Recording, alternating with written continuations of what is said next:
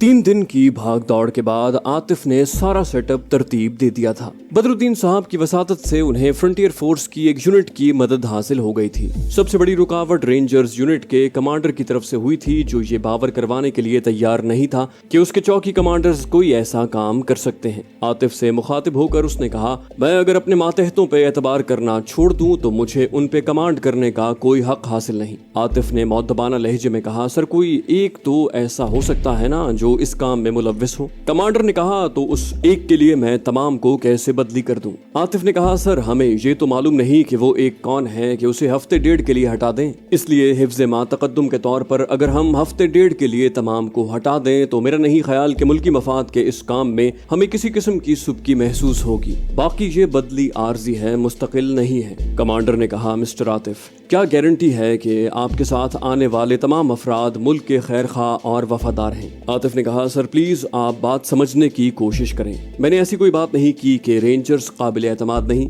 अगर ऐसी कोई बात होती तो हमारी सरहदों की निगरानी पे उन्हें क्यों मामूर किया जाता? दरअसल पिछले दिनों दहशत गर्दी की तरबियत के लिए जो अफराद सरहद पार गए हैं वो इसी साइड से पार हुए हैं। अब नामालूम वो किस चौकी की तरफ से आउट हुए हैं और उस वक्त चौकी सीनियर कौन था, और ये भी कि वो ओहदेदार अब बदली हो गया है या अपनी जगह पे मौजूद है। और जहाँ तक ताल्लुक है मेरे आदमियों का, तो वो तो सिर्फ हफ्ते डेढ़ के लिए आ रहे हैं। इस मुख्तसर वक्त में उन्हें ऐसा मौका कहाँ मिलेगा कि किसी ऐसी कार्रवाई में मुलव्विस हो सके? आतिफ की इन बातों पे कमांडर मुस्कुराया और बोला, जवान बातें करने के फन से वाकिफ हो। आतिफ ने कहा, सर मुझे सिर्फ ये फिक्र थी कि आया मैं अपनी बात की वजाहत कर लूंगा या नहीं। बाकी जहाँ तक मुल्क की सलामती का ताल्लुक है तो इसमें कोई शुबा नहीं कि आपको इसका ख्याल मुझसे कई गुना ज्यादा होगा। कमांडर ने कहा, थैंक यू। और आप लोग कब आ रहे हो ताकि मैं ऑर्डर पास कर दूं? आतिफ ने कहा, कल। लेकिन आपका ये हुक्म हम तहरीरी सूरत में लेकर जाएंगे। अपने आदमियों को पहले से मुत्तला करने की जरूरत नहीं। कमांडर ने कहा, ओके मिस्टर आतिफ, और कुछ? आतिफ ने कहा, बहुत मेहरबानी सर, आपका ताउन हमें हमेशा याद रहेगा। आतिफ उससे मुसाफा करके बाहर निकल आया। एक मुश्किल मरहला तय हो गया था। बाकी तैयारियां उसने पहले ही मुकम्मल कर ली थी। कुछ देर बाद आतिफ सिद्दीकी साहब से फोन पर बात कर रहा था। सर आगाही मिल गई है, वो 5-5 की टोलियों में बैक वक्त सरहद उबूर करेंगे। 4 मुख्तलिफ चौकियों से उन्होंने राब्ता किया है। इन चौकियों का दरमियानी फासला 25 से लेकर 50 किलोमीटर तक है। मैंने अपने आदमियों को इन्हीं 4 चौकियों पे बांट दिया है। सिद्दीकी साहब बोले, गुड। उनकी आमद कब मुतवक्के है? आतिफ ने कहा, कल सर। वो बोले, क्या वहाँ मेरी जरूरत पड़ेगी? आतिफ एतमाद से बोला, सर इंशाल्लाह हम संभाल लेंगे। वो बोले, ओके, फिर राब्ते में रहना। आतिफ ने कहा, सर मैं अब आगे जा रहा हूँ और दरमियानी चौकी पे खुद रहूंगा। बाकी 3 चौकियों में एक पर जीशान, दूसरी पर इरफान और तीसरी पर इलियास रहेगा। उनके साथ बाकी आर्मी और रेंजर्स के जवान होंगे जो उनके मातहत रहेंगे। सिद्दीकी साहब बोले, अल्लाह आपको कामयाब करे।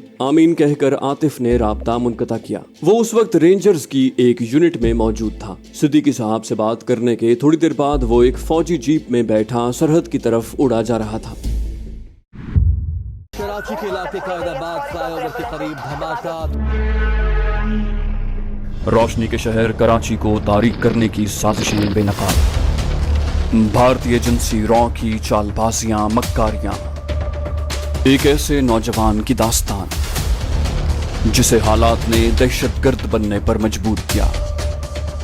बदनाम जमाना एजेंसी ब्लैक वाटर के गलीज धंधे। पाकिस्तानी ISI के कारनामे। मुल्क की खातिर कुर्बानियां।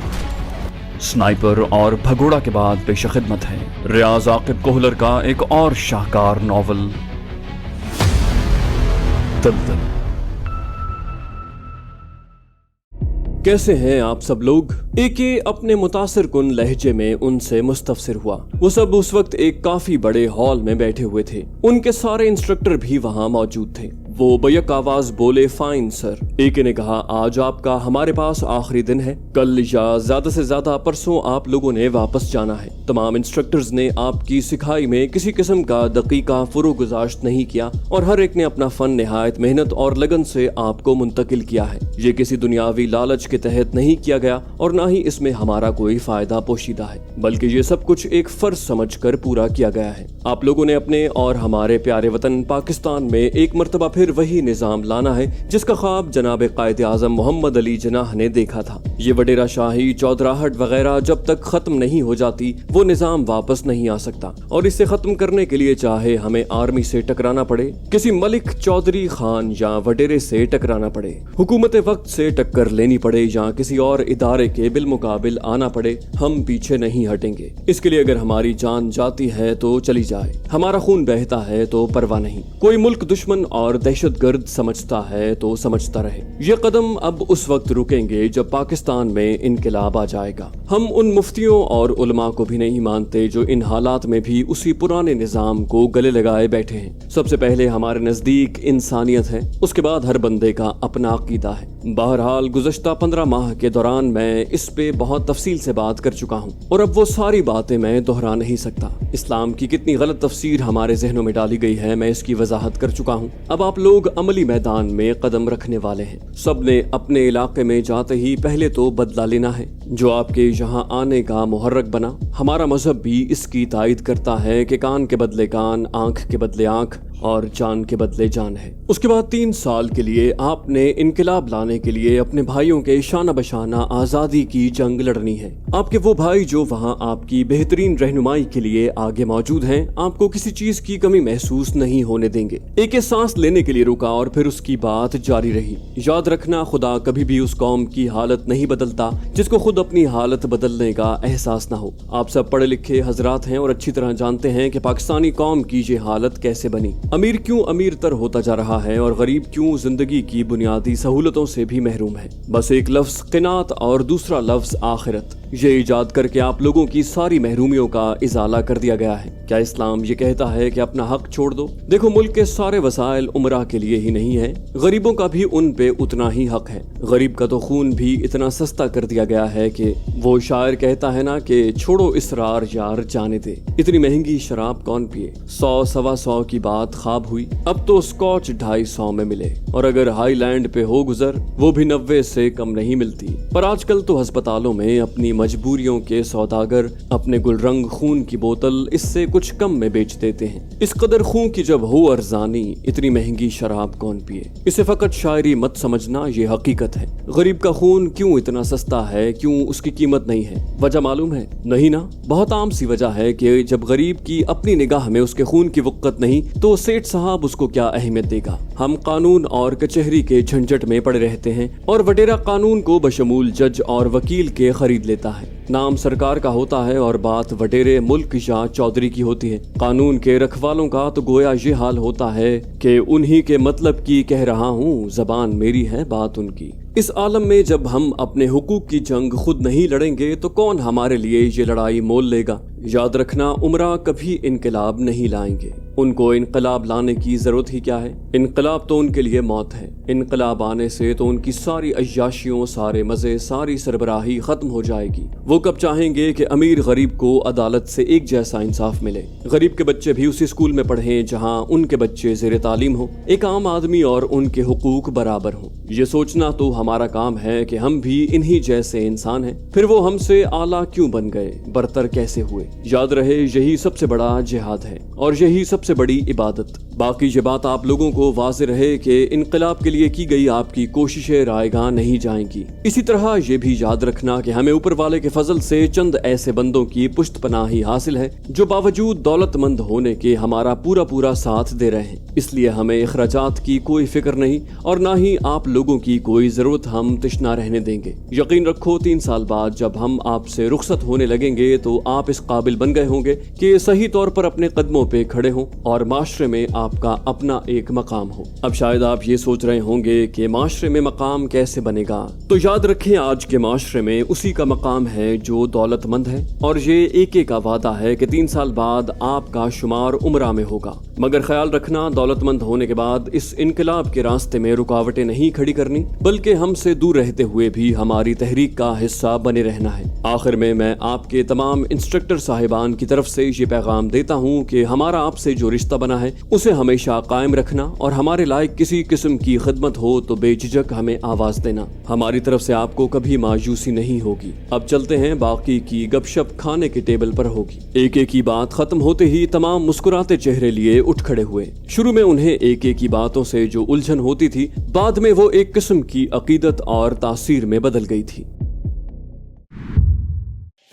पार्वती थके हुए अंदाज में सोफे पर बैठ गई। ये वही कमरा था जिसमें चंद घंटे पहले उसकी पूरी दुनिया मौजूद थी, मगर उस वक्त वो अकेली बैठी हुई थी। तनवीर का बिछड़ना उसे इस्माइल शाह से भी ज्यादा खल रहा था। शायद इसकी वजह ये थी कि इस्माइल शाह पे उसे मुकम्मल इख्तियार हासिल नहीं हुआ था, जबकि तनवीर तो सरतपा उसका बन गया था। गुज़श्ता रात वो इसी बेड पर इकट्ठे सोए थे, लेकिन सारी रात तनवीर ने कोई ऐसी हरकत न की जिससे उसे तनवीर की बातों और अमल में तजाद महसूस होता। वो सारी रात एक जगह पर इकट्ठे गुजार कर भी अपने ज़मीर पर कोई ऐसा बोझ नहीं रखते थे जिसका बाद में उन्हें पछतावा महसूस होता। उसे तनवीर पे फख्र होने लगा था जिसके दिल में उसकी इस कदर चाहत मौजूद थी। काश मैं तनवीर को साथ न लाती। उसे अपने फैसले पे पछतावा सा हुआ, मगर फिर उसने सोचा कि आखिर कभी तो मेरे बदसूरत माजी की कोई झलक उसके सामने आ सकती थी, फिर मैं उसकी नफरत का सामना कैसे करती। उसने सोचा भी नहीं था कि कराची जाना उसके लिए इतने बड़े खसारे का बायस बनेगा। आतिफ की तरफ से मिलने वाली सारी खुशियां जाने कहां खो गई थी। इससे तो बेहतर था कि मैं गिरफ्तार हो जाती,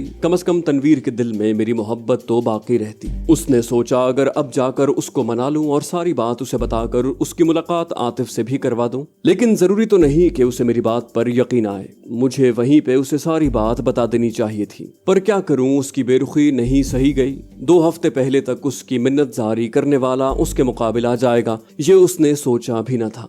मगर मुझे उसे 2 हफ्ते पहले वाला अपना स्टूडेंट नहीं समझना चाहिए था। अब तो वो मेरा शौहर बनने जा रहा था, यानी मजाजी खुदा। पर क्या करती, अना आड़े आ गई थी। उसके दिलो दिमाग की कशमकश जारी थी। उसके जहन में किसी शायर का शेर गूंजा, वफा की लाज में उनको मना लेते तो अच्छा था। अना की जंग में अक्सर जुदाई जीत जाती है, और अब हमेशा की जुदाई उसका मुकद्दर बनने वाली थी। इस्माइल शाह की जुदाई तो वो सह गई थी, पर इस मर्तबा जख्म कारी था, शायद वो बर्दाश्त न कर पाती। ऐ अल्लाह, मैं इज्जत की जिंदगी मांगती हूँ, तनवीर का साथ मांगती हूँ, अपने गुज़श्ता गुनाहों की माफी चाहती हूँ। ज़ेर लब दुआ मांगते हुए उसकी आंखों में आंसू आ गए। वो जाने कितनी देर इन्हीं बेरब्त सोचों में खोई रही। उसे यकीन हो गया था कि वो तनवीर को खो चुकी है, लेकिन मुस्तकबिल के बारे में तो कुछ सोचना था। अगर मैं वडेरे अंकल के पास चली जाऊं, एक उम्मीद अफजा सोच उसके जहन में उभरी। उसके साथ दूसरी सोच ने कहा, मगर इस तरह तनवीर सोचेगा मैं दोबारा उसकी मोहब्बत पाने के लिए आई हूँ, तो इसमें गलत क्या है। तनवीर की मोहब्बत से भरा दिल हौले से पुकारा,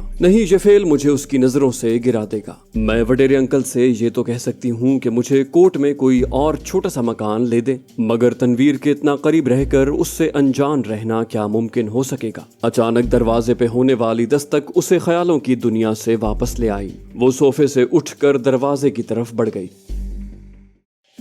तेज हॉर्न उसे सोच की दुनिया से वापस ले आया। शहजादी जा चुकी थी। बड़ी मुश्किल से वो कार को स्टार्ट करके पार्किंग तक ले आया, मगर उसे इससे आगे उम्मीद नहीं थी कि वो सलामती के साथ चला पाएगा। उसके जिस्म से गोया जान निकल गई थी। सर स्टीयरिंग के साथ टेक कर उसने आंखें बंद कर ली। शहजादी उसके साथ ये करेगी ये उसके गुमान में भी नहीं था। उसके महबूब की शक्ल तनवीर की आंखों में लहराई और उसने सख्ती से आंखें भींच ली। वो वाकई लाखों में एक था। तनवीर का उससे कोई जोड़ नहीं था, मगर शहजादी ने तो कभी भी उसका जिक्र नहीं किया था। उसने सोचा भी नहीं था कि उसका कराची में ये काम होगा। वो इसलिए कराची आएगी कि हमेशा उससे बिछड़ जाए। फिर जाने वहीं बैठे बैठे उसे कितनी देर गुजर गई कि रात का अंधेरा छाने लगा। उसने दिल में फैसला किया कि शहजादी की मिन्नत करके उसे इस बात पर राजी करना चाहिए कि कम से कम मुझे घर तक छोड़ आए कि मेरी तबीयत फिर खराब हो गई है। उसे शहजादी के ड्राइविंग जानने के मुतालिक मालूम था। कोर्ट से कराची तक वही कार चलाती आई थी। कार से निकलकर वो धीमी रफ्तार से होटल के अंदरूनी जाने बढ़ गया। थोड़ी देर बाद वो उस कमरे के दरवाजे पर दस्तक दे रहा था जहां उसने अपनी जिंदगी की सबसे कीमती रात गुजारी थी। शहजादी के कुर्ब में कटने वाली वो रात शायद उसकी जिंदगी का हासिल था। दस्तक के जवाब में कदमों की चाप उभरी और फिर दरवाजा खुलते ही उसे अपने कदमों पे खड़ा रहना दूभर हो गया। तुम अल्फाज शहजादी के हलक में अटक गए थे। तनवीर फटी फटी आंखों से उसका मगमूम चेहरा देख रहा था। इसको जाने क्या गम है, उसने दिल में सोचा, मगर बोलते हुए मैं ये कहकर वो सिर्फ बड़बड़ा कर रह गया। शहजादी ने एक तरफ होकर उसे अंदर आने का रास्ता दिया और वो लड़खड़ाते हुए बेड की समत बढ़ गया। दरवाजा बंद करके वो पीछे मुड़ी तो वो बेड पे गिरते हुए बैठ गया। वो मुस्तरिब अंदाज में हाथों को मरोड़ते हुए उससे मुखातिब हुई, आपकी सेहत तो ठीक है? जवाबन तनवीर कहना चाहता था कि नहीं, इसीलिए तो तुम्हारे पास आया हूँ ताकि मुझे घर तक छोड़ाओ, मगर उससे बोला न गया और वो रो पड़ा। तनवीर क्या हुआ? पार्वती ने बेसाख्ता आगे बढ़कर उसका सर थामा और तनवीर सब्र का दामन हाथ से छोड़ते हुए उससे लिपट गया। उसका ख्याल था कि उसे डांट पड़ेगी, लेकिन ये देखकर उसकी हैरत और खुशी की इंतहा न रही कि शहजादी उससे भी ज्यादा शिद्दत से उसके साथ चिमट गई। क्या हो गया मेरी जान, क्यों रो रहे हो? शहजादी भी अपने आंसू नहीं रोक पाई थी। तनवीर बोला, तुम्हें पता तो है कि तुमसे बिछड़ना मुझसे सहा नहीं जाएगा, फिर इस सवाल का फायदा? वो बोली, मैं कब तुमसे बिछड़ी हूँ? तुमने खुद ही तो धुतकारा है। वो जैसे हैरत की शिद्दत से चीख पड़ा, क्या मैंने और तुम्हें धुतकारा है? वो बोली, तो वो सब क्या था? मैंने आपको आतिफ भाई के ऑफिस में चाय के लिए बुलाया और आपने चाय पीने से ही इनकार कर दिया। आप तो कहते थे कि कभी भी मेरे माजी का तस्करा बीच में नहीं लाएंगे और पहले ही कदम पे मुझ पे शक करने लगे। इतना यकीन नहीं था आपको? तनवीर बोला, मैंने कब शक किया? ये ठीक है कि मैंने उसे तुम्हारा महबूब समझा, मगर रब की कसम मैंने तुम्हारे किरदार पर शक नहीं किया। बेशक मैंने ये सोचा कि शायद तुम तजदीद मोहब्बत के लिए आई हो, लेकिन बाखुदा बाहर बैठा ये दुआएं मांगता रहा कि अल्लाह करे तुम्हारी सुलह न हो। मगर जब तुमने चाय के लिए बुलाया तो मैंने सोचा अभी आप लोगों की सुलह हो गई है और मुझे फैसला सुनाने के लिए बुलाया जा रहा है। मुझे अपने ऊपर इख्तियार नहीं था। मैंने सोचा मुझे रोना आ जाएगा। एक अजनबी मर्द के सामने रोना मेरी मर्दानगी के खिलाफ था, इसलिए मैंने आने से इनकार किया था। शहजादी तनवीर कहकर रोने लगी। मुझे माफ कर दो तनवीर, मैंने तुम्हें समझने में गलती की। मैं कब तुम्हारे बगैर रह सकती हूँ? वो तो मेरा मुंह बोला भाई है। तुम्हें बाहर भेजने की असल वजह कुछ और थी। वो धीमे लफ्जों से उसे असल वजह से आगाह करने लगी। तनवीर ने कहा, तो क्या अब तुम आजाद हो? उसके लहजे में मुसर्रत का समंदर मौजन था। वो उसकी गोद में सर रख कर बोली, हाँ अब मैं आजाद हूँ, अब सिर्फ तुम्हारी हूँ। आज मैं खुद कहती हूँ कि तनवीर मुझे अपना लो हमेशा के लिए। मैंने बहुत तकलीफें देखी हैं, बहुत महरूमियां सही हैं, बहुत सख्तियां झेली हैं। इन सब का इजाला कर दो, मुझे मेरे बदनुमा माजी से दूर ले जाओ। मैं सारी जिंदगी तुम्हारी सेवा करूंगी, तुम्हारी बांदी बनकर रहूंगी। मगर इससे आगे कुछ कहने से पहले तनवीर ने उसके होंठों पर हाथ रख दिया। अब कुछ खाने को भी मंगवा लो, सुबह से कुछ नहीं खाया। तुमने तो फिर भी आतिफ भाई के पास चाय वगैरह पी ली थी, मैं तो वो भी नहीं पी सका। शहजादी बोली, चाय? उस वक्त चाय कहाँ पी जा रही थी? तनवीर ने पूछा, क्यों? वो बोली, तुम्हें अच्छी तरह पता तो है। तनवीर ने कहा, क्या मेरी वजह से नहीं पी थी? वो खफगी से मुस्तफसिर हुई, तुम्हें यकीन नहीं है? तनवीर बोला, है, मगर तुम्हारे मुंह से सुनने का लुत्फ ही कुछ और है। शहजादी बोली, हाँ हाँ, और आइंदा ऐसा न करना वरना कुछ खा के जान दे दूंगी। तनवीर बोला, मेरी तौबा जी। और ये कहकर वो रूम सर्विस को फोन करके खाने का बताने लगा। थोड़ी देर बाद वो एक दूसरे को खाना खिला रहे थे। जाने से पहले इस वीडियो को लाइक कर दीजिए। इंशाल्लाह आपसे अगली किस्त में मुलाकात होगी। तब तक अपना और अपने इस चैनल का ख्याल रखिएगा। अल्लाह हाफिज।